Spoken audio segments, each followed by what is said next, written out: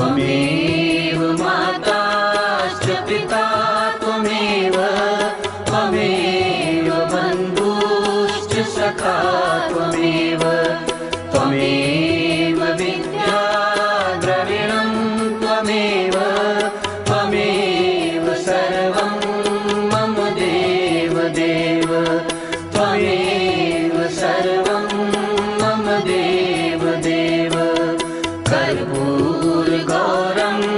करुणावतारं संसारसारं